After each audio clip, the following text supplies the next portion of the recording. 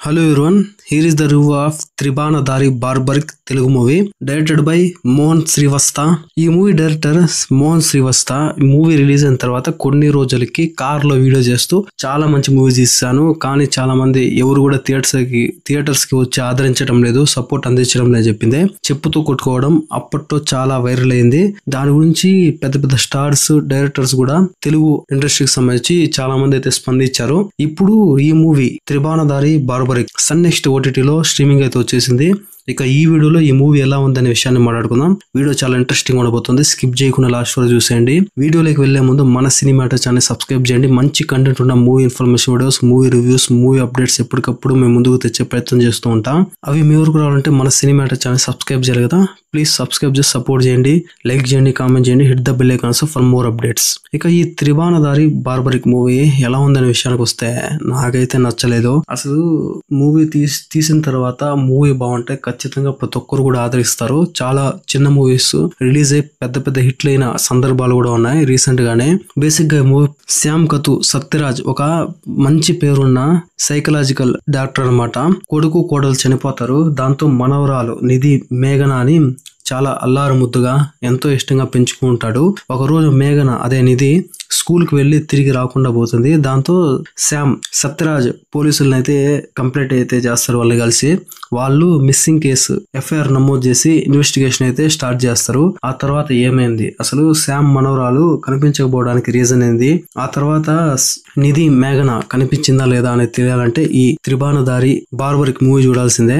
Movie గురించి deep గా మాట్లాడుకుంటే ఈ మూవీ టైటిలే ఒక గమ్మత్తుగా ఉంటది. మహాభారతంలోని ఘటోత్కచుడి కొడుకు బార్బరీకుడి క్యారెక్టర్ ఆధారంగా మూవీ టైటిల్ అయితే పెట్టడం జరిగింది. అంతగా పరిచయం లేని టైటిల్ అన్నమాట, కానీ ఒక శక్తివంతమైన టైటిల్ అని చెప్పొచ్చు. కానీ ఏదైతే టైటిల్ లో ఉన్న ఆ బలం, శక్తి ఈ మూవీ స్టోరీలో అయితే లేదనిపించింది. ఎందుకంటే ఈ మూవీకి మైథలాజికల్ టచ్ ఇచ్చారు, కానీ అది కేవలం ఒక చిన్న లేయర్ గానే అనిపిస్తుంది. ప్రధానంగా ఇది ఒక మర్డర్ మిస్టరీ, ఒక థ్రిల్లర్ గానే సాగుతుంది. అది కూడా చాలా రొటీన్ గా అనిపిస్తుంది. ఎటువంటి కొత్తదనం ఏది అనిపించదు. స్క్రీన్ ప్లే తో ఫస్ట్ హాఫ్ అయితే చాలా వరకు మేనేజ్ చేశారు డైరెక్టర్. సినిమా స్టార్టింగ్ కూడా అటు ఫ్యూచర్ కి ఇప్పుడు ప్రెసెంట్ కి మూవీ అయితే అలా వెళ్తూ వస్తూ ఉంటది. అది కొంచెం చూసే ఆడియన్స్ కి గందరగోళానికి గురి చేస్తుంది. ఒక్కో క్యారెక్టర్ కి కనెక్ట్ అయ్యాక పర్వాలేదు అనిపిస్తుంది. ఒక మనవరాల్ని చాలా ఇష్టంగా ప్రేమించిన తాత ఆ మనవరాల్ని పోగొట్టుకున్న తర్వాత ఎమోషన్ అయితే అంత కనెక్ట్ అయ్యే విధంగా ఉండదన్నమాట.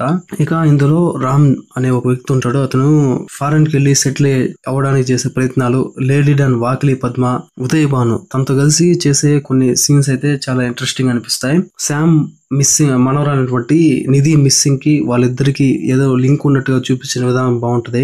ఈ క్రమంలోనే వచ్చే ఒక మంచి ట్విస్ట్ తో అయితే ఫస్ట్ హాఫ్ అయితే ముగించిన విధానం బాగుంటది. ఆ ట్విస్ట్ కూడా బాగుంటది. దీంతో సెకండ్ హాఫ్ పైన చాలా వరకు ఇంట్రెస్టింగ్ అనేది ఏర్పడుతుంది. ఇక సెకండ్ హాఫ్ గురించి మాట్లాడుకుంటే ఫస్ట్ హాఫ్ తో పోల్చుకుంటే సెకండ్ హాఫ్ చాలా వరకు లాగ్ అనిపిస్తుంది. ఇక కాదనిందే డైరెక్ట్ గా శ్యామ్ కతు సత్యరాజ్ నేరుగా అయితే తన మనవరాల కోసం ఆ మిస్సింగ్ ఇన్వెస్టిగేషన్ కోసం డైరెక్ట్ గా తీయడం ఇవన్నీ కూడా రొటీన్ గా అనిపిస్తాయి.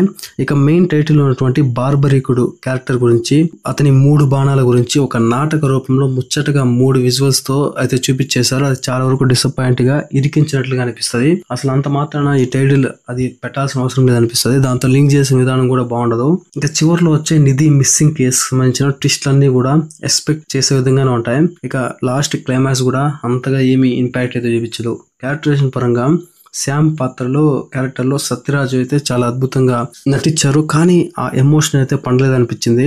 ఇక లేడీ డాన్ గా ఉదయ్ భాను కూడా చాలా రోజుల తర్వాత ఒక మంచి క్యారెక్టర్లు అయితే చూపించే ప్రయత్నం చేశారు. క్యారెక్టర్ కూడా బాగా డిజైన్ చేశారు. ఇక రిమైనింగ్ క్యారెక్టర్స్ అన్ని కూడా ఓకే అనిపించింది. ఇది ఒక రొటీన్ క్రైమ్ థ్రిల్లర్ స్టోరీ అనమాట. ఈ మూవీ నా రేటింగ్ 2.25 out of 5. మీరు ఆల్రెడీ ఈ త్రిబాణధారి బార్బరిక్ మూవీ చూస్తుంటే మీకు ఎలా అనిపించిందో కామెంట్ సెక్షన్ లో కామెంట్ చేయండి. నెక్స్ట్ వీడియోతో మళ్ళీ కలుద్దాం. అప్పటి వరకు stay tune. Thanks for watching. జై హింద్.